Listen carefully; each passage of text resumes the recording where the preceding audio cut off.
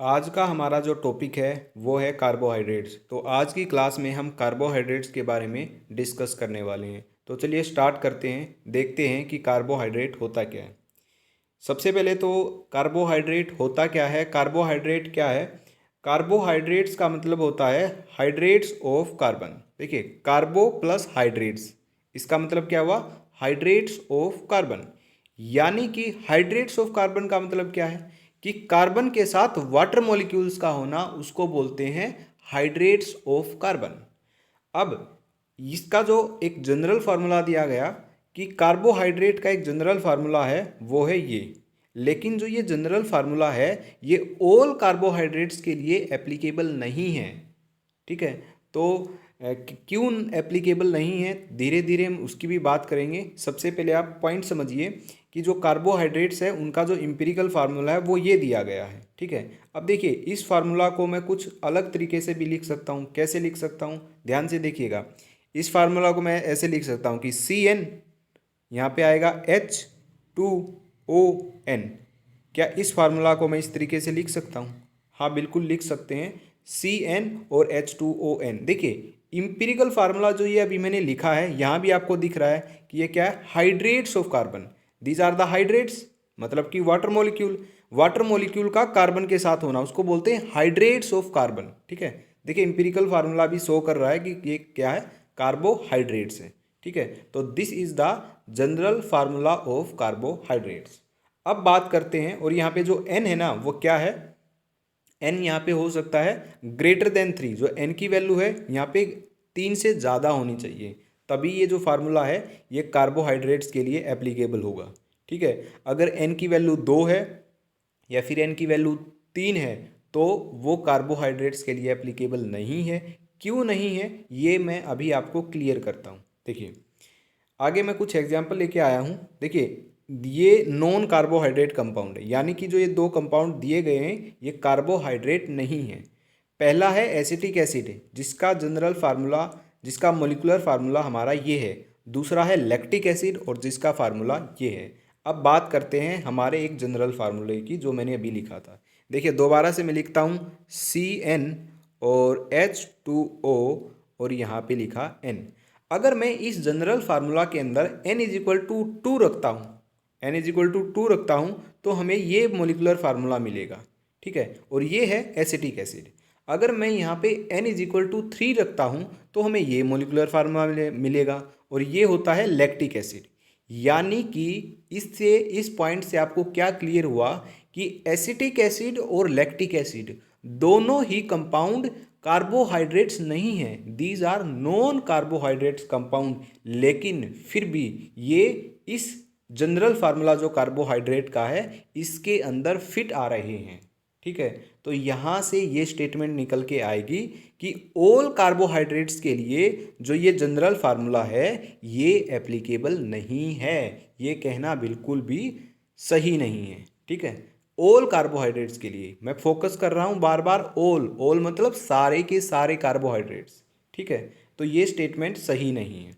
Okay, अब दूसरा point समझते हैं। दूसरा पॉइंट देखिए, आगे दो एग्जाम्पल हैं कार्बोहाइड्रेट का, रेमनोहेक्सोज एंड डीऑक्सीराइबोज। रेमनोहेक्सोज का तो मोलिकुलर फार्मूला ये है और डीऑक्सीराइबोज का मोलिकुलर फार्मूला ये है। अगर हम जनरल फार्मूला के अंदर N=6 पुट करते हैं तो क्या बनेगा, C6H12O6, और ये हमारा जो फार्मूला है दिस इज द ग्लूकोज। लेकिन यहाँ देखिए यहाँ पे क्या है, C6H12O5, यहाँ O5 है, यहाँ O6 है।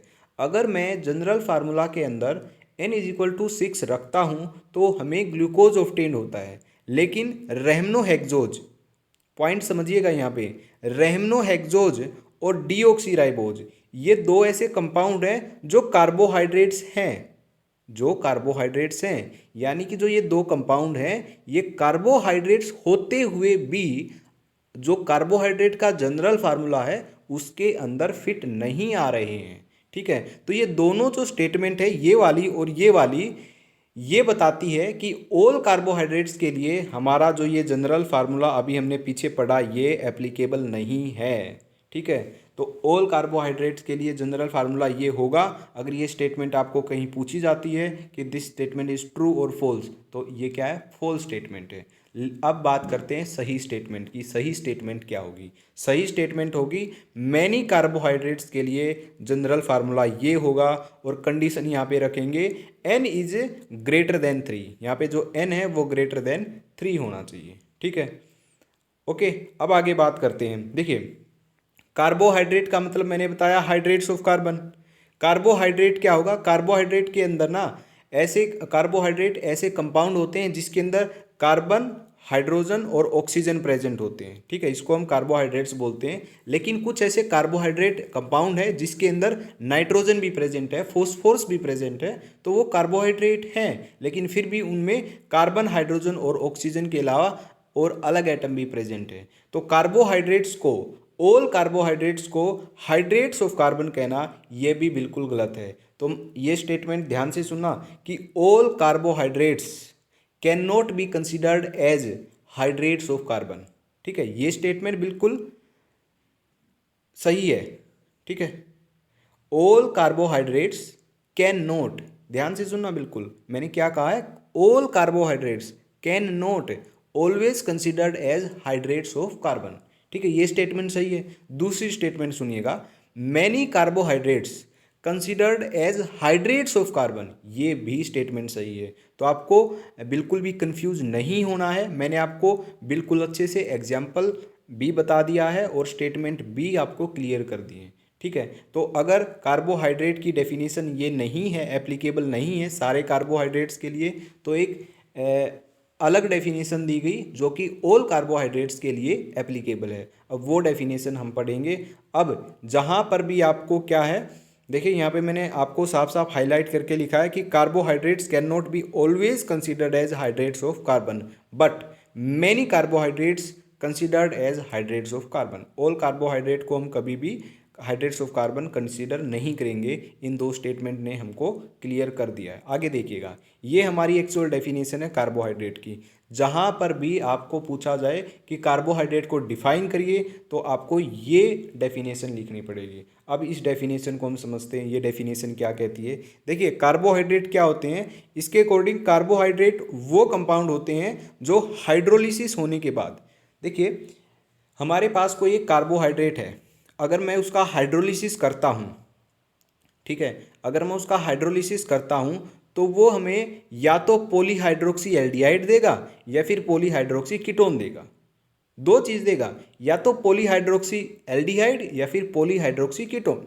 ठीक है, ऐसे कंपाउंड जो हाइड्रोलिसिस करने के बाद या तो पॉलीहाइड्रोक्सी एल्डिहाइड दे या फिर पॉलीहाइड्रोक्सी कीटोन दे, उसको बोलेंगे कार्बोहाइड्रेट्स। तो क्या लिखेंगे हम, carbohydrates may be defined as polyhydroxy aldehydes और कीटोन्स और compounds which produce them on hydrolysis. ठीक है, जैसे इनका हाइड्रोलिसिस करेंगे तो हमको ये मिलेगा। अब बात करते हैं पॉलीहाइड्रोक्सी एल्डिहाइड और कीटोन्स की, इसका मतलब क्या है। देखिए, पोली का मतलब होता है बहुत सारे, हाइड्रोक्सी का मतलब होता है OH, और एल्डिहाइड का मतलब होता है एल्डिहाइड यानी कि CHO। यानी कि जो कार्बोहाइड्रेट कंपाउंड होगा, जब उसका हाइड्रोलिसिस करेंगे तो उसके बाद जो हमें प्रोडक्ट मिलेगा ना, उस प्रोडक्ट में क्या होगा, उसके अंदर एक तो CHO प्रेजेंट होगा यानी कि एल्डिहाइड प्रेजेंट होगा, और बहुत सारे OH प्रेजेंट होंगे। ठीक है, वो होता है पॉलीहाइड्रोक्सी एल्डिहाइड। वैसे ही पॉलीहाइड्रोक्सी कीटोन का मतलब क्या होता है, यानी कि उसके अंदर बहुत सारे OH भी होंगे और कीटोन भी होगा, इसको बोलते हैं पॉलीहाइड्रोक्सी कीटोन। एग्जाम्पल मैं आपको देता हूँ, एक एग्जाम्पल इसका देखता हूँ। आपने ग्लूकोज की स्ट्रक्चर पढ़ी होगी। ठीक है, ग्लूकोज की कुछ इस तरीके से स्ट्रक्चर पढ़ी थी, कुछ इस तरीके से स्ट्रक्चर पढ़ी होगी। ऊपर तो होता है हमारा CHO है, यहाँ पे होता है HOH एग्जैक्ट तो मुझे याद नहीं है, बट ऐसा होता है, आप स्ट्रक्चर देखना, ये कुछ ऐसा होता है। ठीक है, नीचे होता है CH2OH। ठीक है, कुछ ऐसा होता है। देखिए, ये हमारा एल्डिहाइड ग्रुप है और बहुत सारे OH भी प्रेजेंट है। तो ग्लूकोज क्या है, एक एग्जाम्पल है पॉलीहाइड्रोक्सी एल्डिहाइड का। ठीक है, आप नेट पे सर्च करना या फिर बुक में देखना कि what is the linear structure of glucose, तो आपको ये लीनियर स्ट्रक्चर मिलेगी, उसमें बहुत सारे OH मिलेंगे और एल्डिहाइड भी मिलेगा, तो इसका मतलब ये होता है। तो this is the exact definition जो ऑल कार्बोहाइड्रेट्स के लिए एप्लीकेबल है। ठीक है, आपको यही लिखनी है जब भी डेफिनेशन लिखनी है। ओके, आगे देखिए, आगे बात करते हैं क्लासिफिकेशन की कि कार्बोहाइड्रेट्स को कैसे क्लासीफाई किया गया। On the basis of monomeric units classify किया गया है चार तरीके से। ठीक है, पहला है मोनोसेक्राइड, दूसरा है डाइसेक्राइड, ओलिगोसेक्राइड, पॉलीसेक्राइड। देखिए, मोनोसेक्राइड का मतलब क्या होता है? मोनो का मतलब होता है एक, सेक्राइड का मतलब होता है शुगर मॉलिक्यूल, यानी कि मोनोसेक्राइड ऐसे शुगर मॉलिक्यूल्स होते हैं या फिर ऐसे कार्बोहाइड्रेट्स होते हैं जो कि फर्दर हाइड्रोलाइज नहीं होंगे। अगर हम इनका ब्रेक डाउन करेंगे तो ये आगे ब्रेक नहीं होंगे, आगे हाइड्रोलाइज नहीं होंगे। तो मोनोसेक्राइड क्या होते हैं? मोनोसेक्राइड होते हैं सिंपल फॉर्म ऑफ कार्बोहाइड्रेट्स। ठीक है, तो जो सिंपल फॉर्म है ये ग्लूकोज है, फ्रुक्टोज है और गैलेक्टोज है। ये बिल्कुल सिंपल फॉर्म है, इससे आगे कुछ बनेगा नहीं। ठीक है, क्यों नहीं बनेगा ये भी आपको धीरे धीरे क्लियर होगा। देखिए, डाइसेक्राइड, डाई का मतलब दो, सेक्राइड का मतलब शुगर, यानी कि डाइसेक्राइड वो कंपाउंड्स होते हैं, वो कार्बोहाइड्रेट होते हैं जिसका अगर हम हाइड्रोलिसिस करेंगे तो वो दो शुगर मॉलिक्यूल देगा। ठीक है, अब वो कौन से दो शुगर मॉलिक्यूल देगा? वो कोई से भी दो हो सकते हैं। ठीक है, तो दो शुगर मॉलिक्यूल हो देगा, या तो ग्लूकोज ग्लूकोज या ग्लूकोज फ्रुक्टोज, मतलब जो सिंपल मॉलिक्यूल है ये बनेंगे। ठीक है, जैसे कि डाइसेक्राइड का जो एग्जाम्पल है वो सुक्रोज है, लैक्टोज है और माल्टोज है। अब सुक्रोज, लैक्टोज और माल्टोज किस तरीके से दो शुगर मॉलिक्यूल देंगे वो हम थोड़ा सा आगे डिस्कस करेंगे। ठीक है, फिलहाल के लिए आपको इनकी डेफिनेशन समझनी है। मोनोसेक्राइड का मतलब होता है जो फर्दर हाइड्रोलाइज नहीं होंगे, डाइसेक्राइड जो हाइड्रोलाइज्ड होने के बाद दो शुगर मॉलिक्यूल देंगे, ओलिगोसेक्राइड जो हाइड्रोलाइज्ड होने के बाद 3 और 7 3 to 10, ठीक है, 3 to 10 शुगर मॉलिक्यूल दे सकते हैं। ठीक है, फॉर एग्जाम्पल आप एक कार्बोहाइड्रेट कोई भी कार्बोहाइड्रेट का एग्जाम्पल ले लो, अगर उसका हाइड्रोलाइसिस करते हैं, उसका हाइड्रोलाइज्ड किया गया, अगर वो 3 शुगर मॉलिक्यूल देता है तो उसको बोलेंगे ट्राइसेक्राइड, अगर 4 देता है उसको बोलेंगे टेट्रासेक्राइड। तो ओलिगोसेक्राइड को फर्दर क्लासीफाई किया जा सकता है, लेकिन हम यहाँ पे नाम लिखेंगे नहीं। ओलिगो का मतलब होता है 3 to 10। ठीक है, यहाँ पे 2 to 10 भी लिखा है, लेकिन 2 तो यहाँ आ गया तो इसको कंसीडर नहीं करेंगे, हम यहाँ पे लिखेंगे 3 to 10। तो ओलिगोसेक्राइड के अंदर 3 से 10 तक कितने भी शुगर मॉलिक्यूल ऑब्टेन हो सकते हैं। एग्जाम्पल है रेफिनोज और स्टेकिनोज। ठीक है, पॉलीसेक्राइड, पॉलीसेक्राइड यानी कि मोर देन 10 शुगर मॉलिक्यूल होंगे। ठीक है, मोर देन 10, अगर 10 से ज़्यादा शुगर मॉलिक्यूल आते हैं हमारे पास तो वो होगा पॉलीसेक्राइड। यहाँ पे 3 एग्जाम्पल है, स्टार्च है, ग्लाइकोजन है और थर्ड एग्जाम्पल हमारा सेलुलोज है। ठीक है, ये एग्जाम्पल आपको बहुत ही अच्छे से याद करने हैं, ये पूरी की पूरी क्लासिफिकेशन आपको याद करनी है। अगर ये याद कर लेते हो तो पूरा का पूरा कार्बोहाइड्रेट्स आपको बिल्कुल ईजी तरीके से याद हो जाएगा। ठीक है, अब एक कहीं ना दो टर्म दी हुई होती हैं, एक तो रिड्यूसिंग शुगर, एक नॉन रिड्यूसिंग शुगर।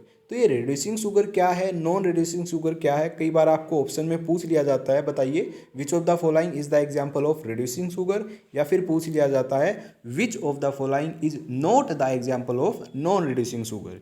देखिए, मैं बिल्कुल डिटेल में तो नहीं जाऊंगा कि ये रिड्यूसिंग शुगर क्या है, नॉन रिड्यूसिंग क्या है, कैसे हम पहचान सकते हैं, बट मैं आपको ये ज़रूर बता दूंगा कि कौन सी रिड्यूसिंग है, कौन सी नॉन रिड्यूसिंग है, ताकि आपका जो MCQ टाइप जो क्वेश्चन आएंगे वो बिल्कुल क्लियर हो जाए। ठीक है, देखिएगा, ये जो एग्जाम्पल हैं यहाँ से यहाँ तक, ये हमारे होते हैं रिड्यूसिंग शुगर।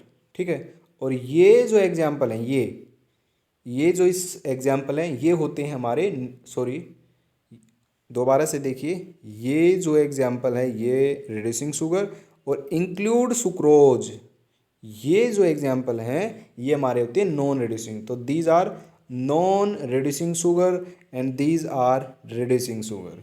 ठीक है, अब क्वेश्चन जो बनता है ना वो मोस्टली क्वेश्चन इस पे बनता है, सुक्रोज पे, क्योंकि सुक्रोज डाइसेक्राइड के अंदर क्या है, लैक्टोज और माल्टोज, ये दोनों तो रिड्यूसिंग है, लेकिन ऐसा डाइसेक्राइड है सुक्रोज। तो आपसे क्वेश्चन क्या पूछा जाएगा कि ऐसा कौन सा डाइसेक्राइड है जो कि नॉन रिड्यूसिंग है। तो तो आपको क्या ऑप्शन टिक करना है, सुक्रोज। तो सुक्रोज पे मोस्टली क्वेश्चन जो एमसीक्यू मिलते हैं वो सुक्रोज पे मिलेंगे, ठीक है। आपको 4 ऑप्शन दे दिए जाएंगे, ये ऑप्शन दे दिए जाएंगे। बताइए which of the following is the non reducing disaccharide, which of the following is the example of non reducing disaccharide. तो 4 ऑप्शन आपके ये गिवन है, तो आपको टिक करना है ये, क्योंकि ये तो मोनोसेक्राइड है, ये 2 डाइसेक्राइड है, लेकिन ये तो क्या है, ये भी रिड्यूसिंग है, ये भी रिड्यूसिंग है, तो नॉन रिड्यूसिंग क्या बचा, सुक्रोज। तो मोस्टली क्वेश्चन इस पे आएगा, तो ध्यान रखना आप, ठीक है। आगे बात करते हैं कि मोनोसेक्राइड क्या होता है। वो हमने जान लिया कि मोनोसेक्राइड, सेक्राइड का मतलब शुगर होता है, जो आगे हाइड्रोलाइज नहीं होंगे वो हमारे मोनोसेक्राइड है। एग्जाम्पल भी हमने देख लिए हैं, ठीक है। आगे हम मोनोसेक्राइड की क्लासिफिकेशन करते हैं, ठीक है। देखिए इसको कुछ इस तरीके से किया गया मोनोसेक्राइड को, या तो ट्रायोज होगा, या टेट्रोज, या पेंटोज, या हेक्सोज, या हेप्टोज, ठीक है। ट्रायोज के अंदर ये एग्जाम्पल हैं, इसके अंदर टेट्रोज के अंदर ये, इसके अंदर ये। अब ये क्या है क्या नहीं है मैं आपको बताता हूँ। हमारा जो जनरल फार्मूला है वो है CN और H2ON, this is the general formula, ठीक है। ट्राईओज, ट्राई मतलब 3, अगर N=3 रखता हूँ तो ये देगा, ठीक है। ग्लिसरैल्डिहाइड और डाईहाइड्रोक्सी एसीटोन, ये एग्जाम्पल होंगे।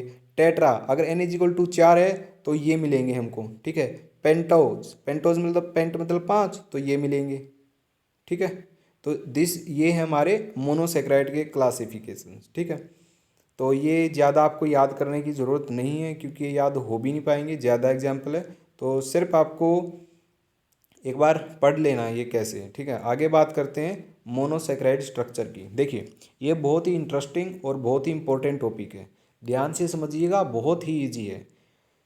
देखिएगा जो मोनोसेक्राइड की स्ट्रक्चर होती है, देखिए जो स्ट्रक्चर होती है ना मोनोसेक्राइड की, डाइसेक्राइड की, जो भी है वो 2 टाइप की होती हैं। या तो वो लीनियर होगी या वो रिंग टाइप में होंगी। लीनियर कैसी होती है, देखिए कुछ ये ऐसी स्ट्रक्चर आपको, जैसे ग्लूकोज की मैंने स्टार्टिंग में बताई थी ना, वो एक लीनियर स्ट्रक्चर है, ठीक है। या फिर कोई स्ट्रक्चर है जो रिंग टाइप होगी। अब रिंग कैसे होगी, देखिए ये जो 2 स्ट्रक्चर बनी है ये और ये क्या है, रिंग टाइप में है, ठीक है। तो 2 स्ट्रक्चर क्या है, या तो लीनियर हो सकती है या रिंग टाइप हो सकती है। अब रिंग टाइप को फर्दर 2 तरीके से और क्लासिफाई किया गया है। रिंग के अंदर या तो पायरानोज स्ट्रक्चर हो सकती है या फिर फ्यूरानोज टाइप हो सकती है। अब पायरानोज और फ्यूरानोज टाइप क्या होता है ये समझिए। देखिए एक तो स्ट्रक्चर है ग्लूकोज की, एक स्ट्रक्चर है फ्रुक्टोज की। हमने बताया कि जो स्ट्रक्चर, जो रिंग टाइप स्ट्रक्चर है वो 2 टाइप की होती हैं, या तो पायरानोज या फिर मेनोज, ठीक है। या फिर सॉरी यहाँ पे ये गलत लिखा है, यहाँ पे ये मेनोज नहीं आएगा, यहाँ पे फ्यूरानोज आएगा, ठीक है।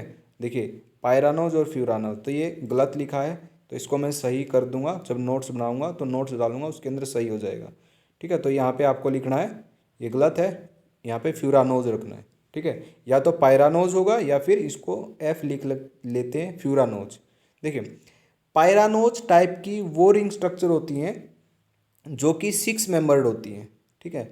पायरानोज टाइप की स्ट्रक्चर हैं 6 मेंबर्ड होती हैं, और जो फ्यूरानोज हैं वो 5 मेंबर्ड होती हैं। देखिए यहाँ पे, यहाँ से शुरू करेंगे हम, फर्स्ट, फिर ये सेकंड, फिर ये थर्ड, फोर्थ, फिफ्थ, और यहाँ पे आएगा सिक्स्थ। तो ये नंबरिंग है, ठीक है। यहाँ से हम करेंगे फर्स्ट, सेकंड, थर्ड, फोर, ठीक है। ये 4 और ये हमारा फिफ्थ है, ठीक है। मतलब ये मेंबर्ड बता रहा हूँ मैं, यहाँ पे मैंने नंबरिंग बता दी, लेकिन मेंबर कितने, इस रिंग के अंदर मेंबर कितने वो देखने हैं आपको।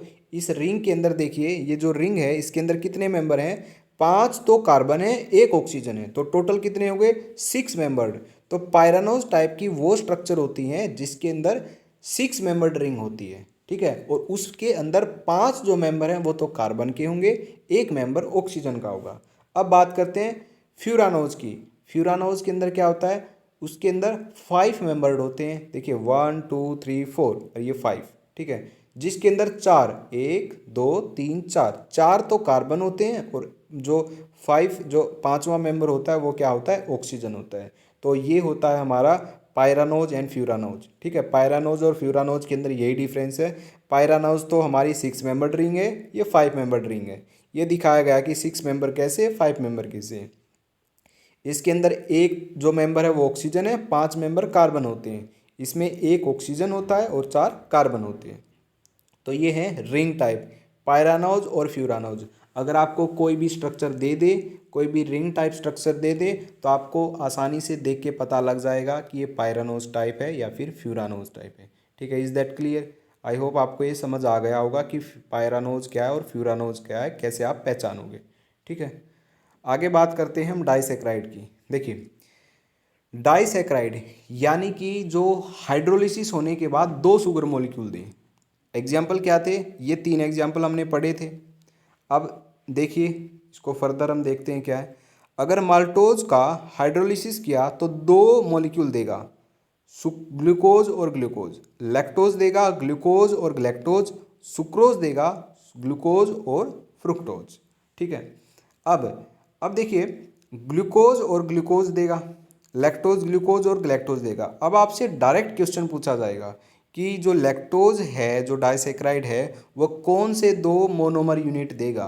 तो आपको ऑप्शन दिए मिलेंगे, ये 3 ऑप्शन अगर दिए हैं तो आपको टिक करना है ये वाला कि वो ग्लूकोज और ग्लैक्टोज देगा। तो ये आपको बहुत ही अच्छे से याद करने हैं, क्वेश्चन इन्हीं पे बनेंगे। जो जो मैं बता रहा हूँ ना, मोस्टली क्वेश्चन उन्हीं पे बनेंगे, एमसीक्यू टाइप। ठीक है, तो अच्छे से आपको ये याद कर लेना है। ओके, अब आगे बात करते हैं।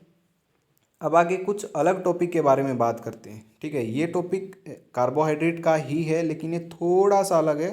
ठीक है, अभी हमें डाइसेक्राइड किया, फिर हम आगे करेंगे पॉलीसेक्राइड। लेकिन पॉलीसेक्राइड करने से पहले कुछ बातें समझ लेते हैं। देखिए, this is the structure of glucose, ये आपको याद करना है। ठीक है, किसी भी तरीके से याद करना है। ग्लूकोज का स्ट्रक्चर कैसे याद करोगे कि ये हमारी 6 मेंबर्ड रिंग होती है, 5 मेंबर तो कार्बन के होते हैं, 1 मेंबर ऑक्सीजन का होता है, और इसकी नंबरिंग स्टार्ट होती है यहाँ से। ये हमारा फर्स्ट कार्बन है, सेकंड, फिर ये थर्ड, फोर्थ, फिफ्थ और सिक्स्थ। ठीक है, तो ये नंबरिंग है, नंबरिंग आपको पता होनी चाहिए। ओके, तो this is the structure of glucose, ये आपको याद कर लेनी है। ठीक है, अभी मैं आपको मान के चल रहा हूँ कि आपने ये याद कर ली है। अब समझिए क्या समझना है इस टॉपिक में। देखिए, ग्लूकोज और ग्लैक्टोज, यहाँ पे 2 स्ट्रक्चर गिवन है। दोनों स्ट्रक्चर के अंदर आपको डिफरेंस बताना है कि क्या डिफरेंस है। फर्स्ट कार्बन पे कोई डिफरेंस नहीं है, देखिए यहाँ और यहाँ कोई डिफरेंस नहीं है। सेकंड पे, थर्ड पे नहीं है। केवल जो डिफरेंस है इन दोनों में वो केवल इस कार्बन पे है, और ये कार्बन नंबर है 4।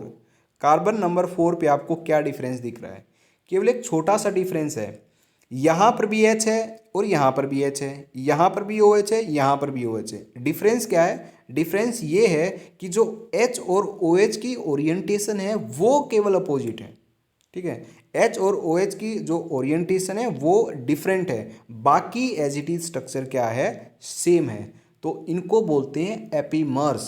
क्या बोलते हैं? एपीमर्स। तो एपीमर्स क्या होते हैं? एपीमर्स आइसोमर्स होते हैं। अब आइसोमर का मतलब तो आपको पता होगा कि आइसोमर वो कंपाउंड होते हैं जिसका स्ट्रक्चरल फार्मूला सेम होता है, सॉरी मॉलिक्यूलर फार्मूला सेम होता है, बट स्ट्रक्चरल फार्मूला क्या होता है? डिफरेंट होता है। देखिए, जो इनकी स्ट्रक्चर है वो डिफरेंट है, लेकिन इनका मॉलिक्यूलर फार्मूला सेम है, तो उनको आइसोमर बोलते हैं। ठीक है, तो ये हैं दोनों क्या हैं? एपीमर्स। एपीमर क्या होते हैं?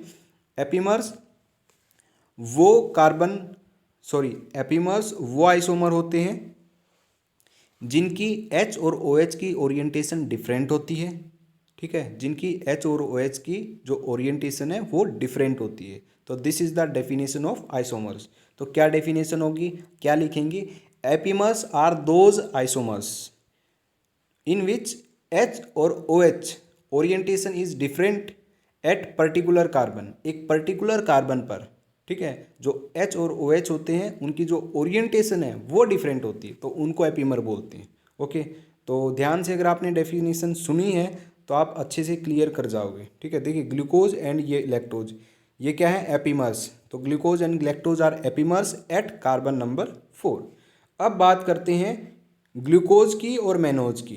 तो ये दोनों स्ट्रक्चर है, इन दोनों स्ट्रक्चर के अंदर डिफरेंस देखिए। यहाँ पे केवल डिफरेंस है सेकंड कार्बन पे।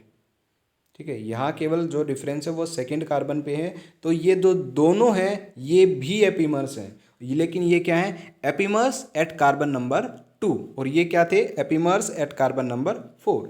ओके, और एपीमर क्या होते हैं? एपीमर्स वो आइसोमर होते हैं जिसके अंदर एच और ओ एच की ओरिएंटेशन डिफरेंट होती है एट पर्टिकुलर कार्बन, केवल एक कार्बन पे।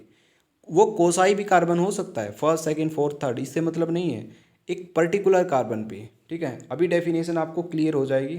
देखिए अब बात करते हैं ग्लैक्टोज और मैनोज की, इन दोनों में डिफरेंस देखिए। फर्स्ट कार्बन पे कोई भी डिफरेंस नहीं है, सेकंड कार्बन पे डिफरेंस है। ओके, ये रहा सेकंड कार्बन। सेकंड कार्बन पे क्या डिफरेंस है, ओरिएंटेशन अलग है। अब बात करते हैं थर्ड कार्बन की, कोई डिफरेंस नहीं है। फोर्थ कार्बन पे भी डिफरेंस है, ये रहा। यहाँ पे दो कार्बन एटम पर ओरिएंटेशन अलग अलग है, लेकिन डेफिनेशन में क्या कहा था, एट ए पर्टिकुलर कार्बन, केवल एक कार्बन एटम पर, कोई भी वो कार्बन एटम हो सकता है, केवल एक पर ही जो ओरिएंटेशन है वो अलग होनी चाहिए, बाकी सारा स्ट्रक्चर सेम होना चाहिए, उसी को हम एपीमर बोलते हैं। लेकिन ग्लैक्टोज और मैनोज के अंदर क्या है, यहाँ पे जो ओरिएंटेशन है वो दो कार्बन पे डिफरेंट है, तो दीज आर नॉट एपीमर्स। तो galactose and mannose are not epimers, ये आपको क्लियर कर रहा हूँ मैं। ठीक है, बड़ी ध्यान से यह डेफिनेशन आपको याद करनी है। ठीक है, कहीं भी आपसे कोई भी पूछ सकता है स्ट्रक्चर देके, बताइए इन दो, ये जो दो स्ट्रक्चर हैं ये एपीमर्स हैं या नहीं है, तो इस तरीके से आपको फाइंड आउट करना है। ठीक है, आई होप आपको डेफिनेशन क्लियर हो गई। एट पर्टिकुलर कार्बन, ठीक है, ये दो कार्बन पे हैं इसलिए ये एपीमर नहीं है, केवल एक कार्बन पे ओरिएंटेशन डिफरेंट होनी चाहिए, बाकी का सारा स्ट्रक्चर सिमिलर होना चाहिए।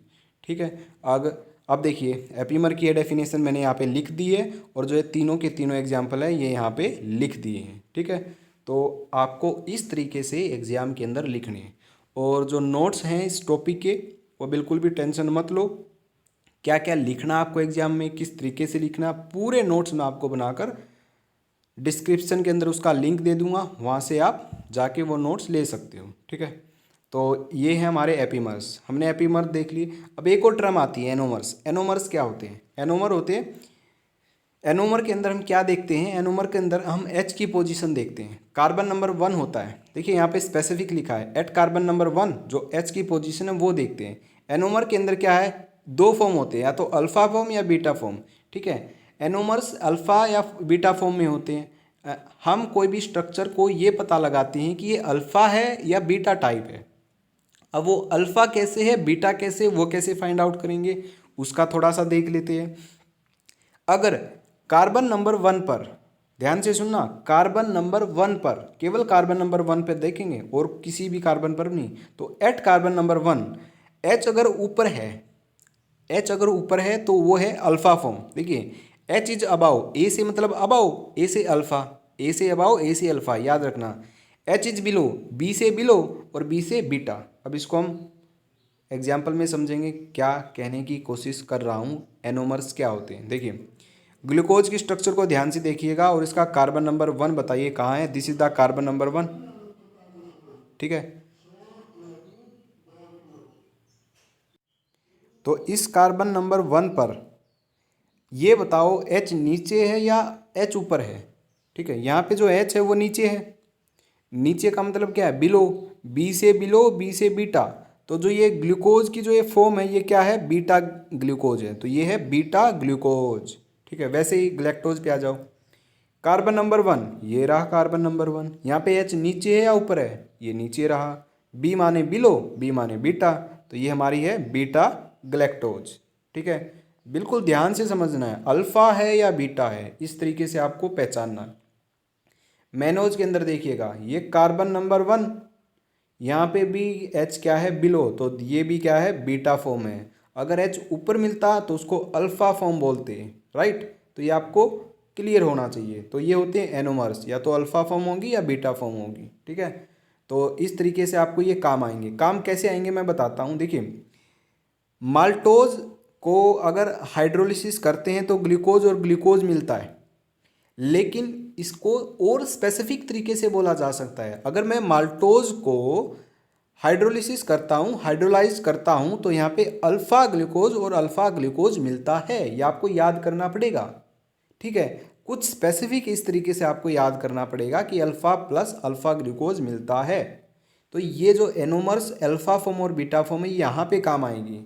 ठीक है, ओके, आगे हम पढ़ेंगे ग्लाइकोसिडिक बॉन्ड कैसे बनता है, वहाँ पे भी मैं आपको बताऊँगा, वहाँ पे भी ये काम आएगी। ठीक है, तो ये आपको हर तरीके से काम आएगी, स्ट्रक्चर आपको याद करने पड़ेंगे।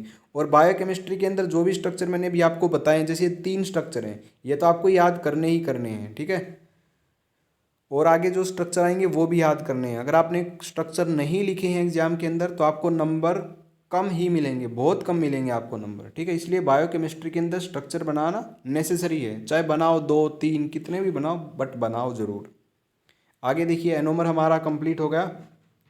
आगे हम, ये हमारा टॉपिक खत्म हो गया कि एपीमर क्या है, एनोमर क्या है। आगे बात करते हैं कि फॉर्मेशन ऑफ ग्लाइकोसिडिक बॉन्ड। अब ये ग्लाइकोसिडिक बॉन्ड क्या है? देखिए, जितने भी कार्बोहाइड्रेट्स होते हैं ना, जब भी मोनोमर यूनिट, जब भी 2 या 2 से ज़्यादा मोनोमर यूनिट कार्बोहाइड्रेट्स की जो होती हैं वो आपस में जब कंबाइन होती है, मोनोमर की जगह मैं शुगर कह सकता हूँ, जब 2 या 2 से ज़्यादा शुगर जो यूनिट्स हैं वो कंबाइन होती हैं, जब वो जुड़ती हैं आपस में तो वो एक बॉन्ड बनाती है, और उसी बॉन्ड को बोलते हैं ग्लाइकोसिडिक बॉन्ड। अब ये बॉन्ड बनता कैसे है वो देख लेते हैं। देखिए, हमारे पास 2 मॉलिक्यूल हैं। पहला मॉलिक्यूल है ग्लूकोज, ये देखिएगा, पहला मॉलिक्यूल ग्लूकोज है, और जो दूसरा मॉलिक्यूल है वो भी हमारा ग्लूकोज है, ठीक है। सबसे पहले तो हम इनकी अल्फ़ा और बीटा फॉर्म देखते हैं कि अल्फ़ा या बीटा है। देखिए, ये ग्लूकोज का पहला मॉलिक्यूल है, ये ग्लूकोज का दूसरा मॉलिक्यूल है। अब ध्यान से देखिए, कार्बन नंबर 1 पर, ये हमारा कार्बन नंबर 1, यहाँ पे H नीचे है और यहाँ पे H ऊपर है। ये यहाँ पे लिखा नहीं है बट ये अंडरस्टूड होता है कि ये H ऊपर है, ठीक है, ऐसा होता है। अगर आपने ऑर्गेनिक केमिस्ट्री पढ़ी है 11th या 12th क्लास में, जब भी पढ़ी है तो आपको पता होगा ये अंडरस्टूड होता है, ठीक है। देखिए, H ऊपर है, अगर H ऊपर है, ऊपर का मतलब क्या है, अबाव, ये मतलब अल्फ़ा, तो ये हमारा अल्फ़ा ग्लूकोज है, ओके। यहाँ पे ये रहा दूसरा ग्लूकोज का कार्बन नंबर 1, यहाँ भी H ऊपर है तो ये भी हमारी क्या है, अल्फ़ा फॉर्म है। ये दोनों जो फॉर्म है ये क्या हो गई, ये भी अल्फ़ा, ये भी अल्फ़ा। तो अल्फ़ा अल्फ़ा ग्लूकोज मिलके क्या बनाती है, माल्टोज बनाती है। अब देखिए, बॉन्ड कैसे बनता है वो हमको यहाँ पे देखना है। देखिए, जो बॉन्ड है वो कैसे बनता है, जब कोई भी 2 शुगर मॉलिक्यूल जब आपस में मिलते हैं, जब वो बॉन्ड बनाते हैं तो उनका जो बॉन्ड बनता है वो 2 एडजेसेंट कार्बन पे बनता है। एडजेसेंट का मतलब होता है जो कार्बन साथ साथ लगते हैं उन पे बनता है। देखिए, ये तो है फर्स्ट कार्बन और दूसरे का फोर्थ कार्बन, ये दोनों एडजेसेंट कार्बन है, दोनों आपस में बॉन्ड बनाएंगे। देखिए, यहाँ पर तो है OH, यहाँ पर है OH, तो क्या होगा, किसी एक मॉलिक्यूल का तो H और किसी दूसरे मॉलिक्यूल का OH, ये दोनों कंबाइन होंगे वाटर के फॉर्म में बाहर निकल जाएंगे। तो यहाँ से तो ले लिया H और इसका ले लिया OH, तो ये क्या बन गया, देखिए यहाँ पे दिखाया गया ये H और OH, तो ये वाटर बन के क्या है, बाहर निकल गया, ठीक है। वाटर बन के क्या है, बाहर निकल गया। अब बचा क्या है, यहाँ पे बच गया O, तो यहाँ पे देखिए ये बॉन्ड बन गया O, तो इसको बोलते हैं ग्लाइकोसिडिक बॉन्ड। ये बन गया हमारा ग्लाइकोसिडिक लिंकेज या बॉन्ड, कुछ भी बोलो, ठीक है, एक ही बात है।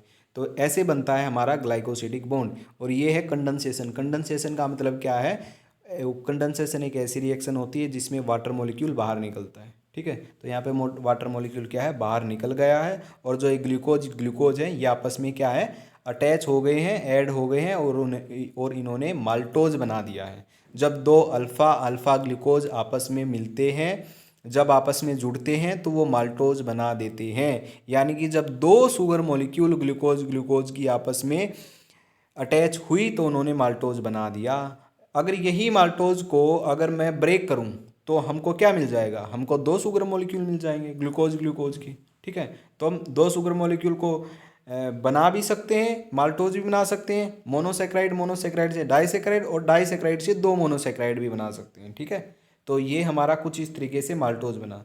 अब देखिए, यहाँ पे एक चीज़ लिखी है 1,4 अल्फा ग्लाइकोसिडिक बॉन्ड। इसका क्या मतलब है, देखिए 1,4, इसका तो 1 कार्बन, इसका 4 कार्बन, तो 1,4 तो यहाँ से आया, और ग्लाइकोसिडिक बॉन्ड यहाँ पर ग्लाइकोसिडिक बॉन्ड बनाया तो यहाँ आया। अल्फा कहाँ से आया, यहाँ से आया, ये अल्फा, तो कैसा बॉन्ड बन गया, 1,4 अल्फा ग्लाइकोसिडिक बॉन्ड।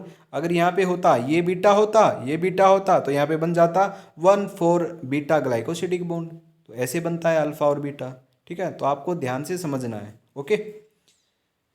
आगे देखिए, आगे बात करते हैं, आगे भी ये सेम एग्जाम्पल है। देखिए, ग्लूकोज और फ्रुक्टोज। ग्लूकोज क्या है, देखिए फर्स्ट कार्बन पे H ऊपर है तो ये हमारा अल्फ़ा, और यहाँ फर्स्ट कार्बन देखिए कहाँ है फर्स्ट कार्बन, ये रहा फर्स्ट कार्बन। यहाँ कैसे फाइंड आउट करोगे अल्फ़ा है यहाँ, ये तो मैंने यहाँ बताया था, यहाँ कैसे फाइंड आउट करोगे। यहाँ पे आपको देखना है CH2OH, अगर CH2OH ऊपर है तो अल्फ़ा, नीचे है तो बीटा, तो ये हमारा क्या है अल्फ़ा है, तो ये भी अल्फ़ा है ये भी अल्फ़ा है। तो क्या बनेगा यहाँ पे ग्लाइकोसिडिक बॉन्ड बन जाएगा, यहाँ से एक वाटर का मॉलिक्यूल बाहर निकल जाएगा और ये बन गया हमारा ग्लाइकोसिडिक बॉन्ड। इसको क्या बोलेंगे, इसको बोलेंगे अल्फ़ा 1,2 ग्लाइकोसिडिक बॉन्ड, क्योंकि ये कार्बन नंबर 1 और 2 के बीच में बन रहा है, इसलिए इसको बोलेंगे अल्फ़ा 1,2 ग्लाइकोसिडिक बॉन्ड। और ये जो पीछे था ये हमारा क्या था, अल्फ़ा 1,4 ग्लाइकोसिडिक बॉन्ड। तो ये भी आपको क्लियर होना चाहिए, ठीक है। तो आई होप आपको ये जो स्ट्रक्चर है ग्लाइकोसिडिक फॉर्मेशन कैसे होती है, एपीमर क्या है, एनोमर क्या है, ये क्लियर हो गया होगा, ठीक है। अगर आप बुक्स में से कोई भी स्ट्रक्चर पढ़ने लगोगे तो आपको सब क्लियर होगा, सब कुछ समझ में आएगा। अब बात करते हैं हम ओलिगोसैकेराइड की, बात हमने कर ली। यहाँ पे ओलिगोसैकेराइड का एक एग्जांपल दिया है मैंने, ये याद कर लेना, ठीक है। तो ये माल्टोट्रायोज, ये कहीं और लिखा नहीं है बट यहीं पे लिखा है तो ये याद कर लेना, ठीक है। पॉलीसैकेराइड, पॉलीसैकेराइड हमने डेफिनेशन कर ली कि मोर देन 10 यूनिट्स यहाँ पे बनेंगे, और एग्जांपल भी हमने कर ली है, ग्लाइकोजन है, स्टार्च है, सेलुलोज है। अब बात करते हैं क्लासिफिकेशन की, पॉलीसैकेराइड की बात करेंगे। On the basis of monomeric unit, दो तरीके से क्लासीफाई किया गया है पॉलीसैकेराइड। पोली का मतलब बहुत सारे, सैकराइड का मतलब शुगर। जब बहुत सारी शुगर के मॉलिक्यूल आपस में जुड़ते हैं तो वो पॉलीसैकराइड बनाते हैं, ये आपको ऑलरेडी पता है, ठीक है, ये आप जान चुके हो। अब देखिए पॉलीसैकराइड को दो तरीके से क्लासीफाई किया गया। पहला है होमोपॉलीसैकराइड, दूसरा है हिट्रोपॉलीसैकराइड। बहुत ईजी है, होमो का मतलब सेम, हिट्रो का मतलब डिफरेंट। होमो मतलब सेम, पॉलीसैकराइड मतलब बहुत सारे शुगर मॉलिक्यूल।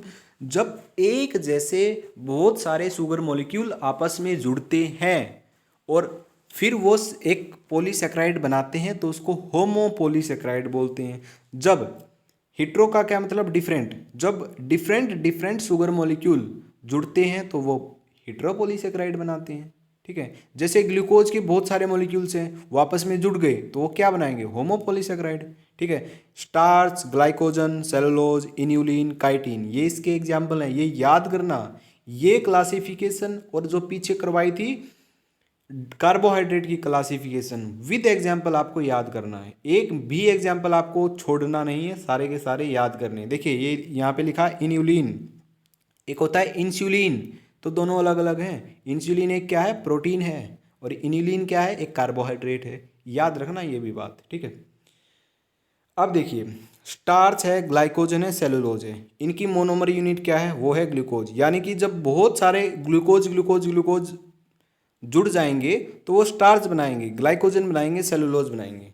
अब देखिए बहुत सारे ग्लूकोज मॉलिक्यूल जुड़ेंगे तो स्टार्च भी बनाएंगे, ग्लाइकोजन भी बनाएंगे, सेलुलोज भी बनाएंगे। अब ये अलग अलग कैसे बनेंगे, ये डिपेंड करता है कि ग्लूकोज ग्लूकोज की जो यूनिट्स हैं बहुत सारी, वो आपस में किस तरीके से बाइंड हो रही हैं। वो इस बात पे डिपेंड करता है कि वो स्टार्च बनेगा या ग्लाइकोजन बनेगा या सेलुलोज बनेगा, ठीक है। तो ग्लूकोज ग्लूकोज की जो यूनिट्स हैं वो किस तरीके से बाइंड करेंगी आपस में, वो इस पे बात पे डिपेंड करता है, ठीक है। अगर कोई आपको मोनोमर यूनिट पूछता है कि बताइए ग्लाइकोजन की मोनोमर यूनिट क्या है, तो आप बताओगे कि ग्लूकोज है, ठीक है। तो मोनोमर यूनिट आपको याद रखनी है। इन्यूलिन की क्या है, फ्रुक्टोज।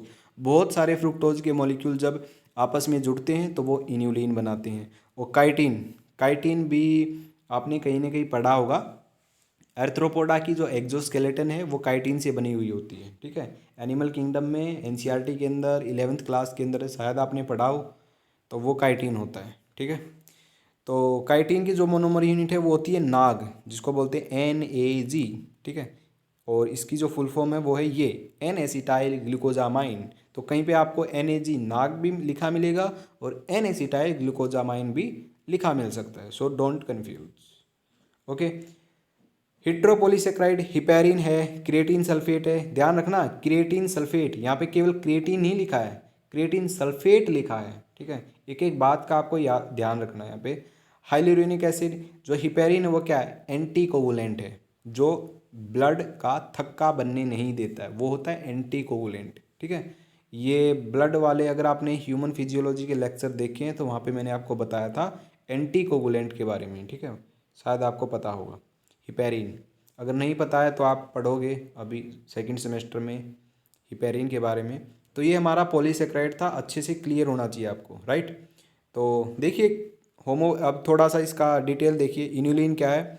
इन्यूलिन है पॉलीमर ऑफ फ्रुक्टोज, बहुत सारे फ्रुक्टोज मिलके इन्यूलिन बनाते हैं। ये रूट ऑफ डहलिया, ये एक प्लांट है डहलिया, उसे उसकी रूट से मिलता है। ये डहलिया की स्पेलिंग आप चेक कर लेना, सही है या गलत है, ठीक है, आई एम नॉट श्योर ये सही है या गलत। ये ग्लोमेरुलर जीएफआर टेस्ट होता है, ग्लोमेरुलर फिल्ट्रेशन टेस्ट, किडनी का टेस्ट होता है, उसके अंदर इन्यूलिन का यूज किया जाता है, ठीक है। स्टार्च, ये हमारा स्टोर्ड फूड है। जब प्लांट के अंदर बहुत सारा फूड बन जाता है और उसकी ज़रूरत नहीं होती है तो उसको स्टोर कर लिया जाता है। तो जो प्लांट के अंदर जो एक्सेसिव फूड होता है वो स्टार्च की फॉर्म में क्या है, स्टोर हो जाता है, ठीक है। तो ये है स्टोर फूड ऑफ प्लांट। इसके दो कंपोनेंट होते हैं स्टार्च के, या एक होता है अमाइलोज, एक होता है अमाइलोपेक्टिन, ठीक है। अमाइलोज का परसेंटेज इतना होता है और अमाइलोपेक्टिन का परसेंटेज इतना होता है। देखिए अब अमाइलोज और अमाइलोपेक्टिन समझते हैं क्या होता है। अमाइलोज और अमाइलोपेक्टिन, अमाइलोज क्या है? अमाइलोज तो एक लीनियर चेन होती है, लीनियर, ठीक है, लीनियरली एक चेन होती है। बहुत सारे ग्लूकोज के मॉलिक्यूल ना ऐसे ये लीनियरली अटैच होते हैं, ठीक है। लेकिन जो अमाइलोपेक्टिन है वो क्या है, लीनियर नहीं है, वो एक ब्रांच्ड चेन है। देखिए ये लीनियर है और अनब्रांच है, इसमें कोई ब्रांचिंग नहीं है, बिल्कुल लीनियर है। लेकिन अमाइलोपेक्टिन एक ब्रांचिंग है। देखिए बहुत सारे ग्लूकोज ऐसे जुड़े हैं, लेकिन यहाँ से एक ब्रांचिंग निकल गई कि यहाँ पे जुड़ गए, ठीक है, यहाँ पे जुड़ गए। तो देखिए ब्रांचिंग है ना, बहुत सारे ग्लूकोज मॉलिक्यूल इस डायरेक्शन में जुड़ रहे हैं, इसमें भी, तो ये ब्रांचिंग निकल रही है। तो जो अमाइलोपेक्टिन है वो एक ब्रांच्ड पॉलीमर है और जो अमाइलोज है वो एक अनब्रांच्ड लीनियर पॉलीमर है, ठीक है। होंगे ये सारे क्या है, ग्लूकोज के मॉलिक्यूल, ठीक है, ग्लूकोज के मॉलिक्यूल आपस में जुड़ रहे हैं। अभी थोड़ी देर में आपको स्ट्रक्चर दिखाऊंगा मैं, घबराइए मत। ओके तो ये लीनियर अनब्रांच्ड पॉलीमर है ग्लूकोज के विच ज्वाइन टुगेदर, जो आपस में जुड़े हुए होते हैं अल्फा 1,4 ग्लाइकोसिडिक बॉन्ड के द्वारा। ये तो आपको पता है, अल्फा 1,4 ग्लाइकोसिडिक बॉन्ड, या मैंने आपको क्लियर कर दिया है। अब कितने ग्लूकोज यूनिट आपस में जुड़ी हुई होती है? 200 से 1000 ग्लूकोज यूनिट आपस में जुड़ी हुई होती है, अमाइलोज बनाती है वो, ठीक है। अमाइलोपेक्टिन ब्रांच होता है और ये हेल्ड टुगेदर होते हैं अल्फा 1,4 ग्लाइकोसिडिक। यहाँ पे देखिए दो बॉन्ड के द्वारा ये होते हैं, दो बॉन्ड के द्वारा कैसे? जो ग्लूकोज की यूनिट, ऐसे देखिए ये जो दो ग्लूकोज की यूनिट लीनियरली अटैच है, ये देखिए ये ग्लूकोज की यूनिट आपस में बॉन्ड बना रही है, तो यहाँ पे जो लीनियरली अटैच है वो तो बनाएंगी अल्फा 1,4 ग्लाइकोसिडिक बॉन्ड के द्वारा। मान लिया यहाँ से ग्लूकोज की यूनिट ब्रांच हो गई, ठीक है। जो ये ग्लूकोज और ये ग्लूकोज जब ये आपस में यहाँ पे जो ब्रांचिंग हुई तो यहाँ पे जो बॉन्ड बनता है वो उस बॉन्ड का नाम है alpha 1,6 glycosidic bond at branching point. यहाँ पे मैंने स्पेसिफिक लिख भी दिया है। और जो ये अमाइलोपेक्टिन है ये बने हुए होते हैं 2000 से 2 लाख ग्लूकोज मॉलिक्यूल्स तक, ठीक है। ओके क्लियर है। और यूनिट्स ब्रांचिंग अकरेट, और जो ब्रांचिंग होती है वो यहाँ पे आएगा 30 आएगा, यहाँ पे 39 नहीं है, ये गलत टाइप हो गया है, ये 30 आएगा, 25 से 30। अभी मैं आपको बताता हूँ, इसका मतलब भी मैं आपको बताता हूँ, ठीक है। देखिए दिस इज द अमाइलोपेक्टिन, ये अमाइलोपेक्टिन की स्ट्रेट चेन है, यहाँ से ब्रांचिंग हो गई, ठीक है, ब्रांचिंग हो गई। जो ये स्ट्रेट चेन है ना, स्ट्रेट चेन जो आपको दिख रही है, ये ग्लूकोज मॉलिक्यूल, ये ग्लूकोज मॉलिक्यूल आपस में जुड़ा है, ये जुड़ा है अल्फा 1,4 ग्लाइकोसिडिक बॉन्ड से। आप नंबरिंग करके पता लगा सकते हो, कैसे देखिएगा, ध्यान से नंबरिंग देखिएगा, बिल्कुल डॉट डॉट में। थोड़ा सा मैं इसको बड़ा कर लेता हूँ, देखिएगा नंबरिंग देखिएगा बड़े ध्यान से। देखिए ये first carbon, second, third, fourth, fifth और सिक्स, तो ये हमारा फर्स्ट, सेकंड, थर्ड, फोर्थ। तो फोर्थ और थर्ड, सॉरी 1 और 4 के बीच में बॉन्डिंग है तो 1,4 होगी। यहाँ पे देखिएगा, यहाँ पे देखिएगा क्लियरली 1, 2, 3, 4, 5 और ये 6, तो ये 6 पे ब्रांचिंग है, और ये 1, 2, तो 1 और 6 के बीच में, तो ये है हमारा अल्फा 1,6 ग्लाइकोसिडिक बॉन्ड, ठीक है। ये आपको याद रखना है, ठीक है। तो देखिए ब्रांचिंग, अब देखिए मान लिया ये लीनियर चेन है, बहुत सारे ग्लूकोज जुड़े हैं। अब ब्रांचिंग कहाँ होती है? ब्रांचिंग होती है 25वें ग्लूकोज मॉलिक्यूल पर। ये जो है ये 25वां ग्लूकोज मॉलिक्यूल होगा, 25th ग्लूकोज मॉलिक्यूल पे ब्रांचिंग होती है। फिर आगे 25 मॉलिक्यूल और होंगे, वहाँ पे फिर एक ब्रांचिंग निकली होगी। फिर आगे 25 और होंगे, वहाँ पे फिर एक ब्रांचिंग निकली होगी। तो 25वें ग्लूकोज मॉलिक्यूल पर ब्रांचिंग निकली हुई होती है। ठीक है, ओके। तो ये क्लियर हो गया आपको। तो ये हमारा आज का जो टॉपिक है वो ख़त्म हो चुका है, जिसका नाम था कार्बोहाइड्रेट। अगर आपको कोई भी प्रॉब्लम आ रही है तो आप इंस्टाग्राम पे आप मैसेज कर सकते हो, नहीं तो आप कमेंट भी कर सकते हो। ठीक है, और इसके जो नोट्स हैं वो आपको मिल जाएंगे। डिस्क्रिप्शन के अंदर आपको जाना है, वहाँ पे आपको लिंक दिया मिलेगा, उस पर क्लिक कीजिए और आपको नोट्स मिल जाएंगे ये। ठीक है, आई होप आपको ये लेक्चर पूरा का पूरा समझ में आया होगा। ठीक है, तो मिलते हैं हम नेक्स्ट वीडियो के अंदर। आज की वीडियो के लिए बस इतना ही।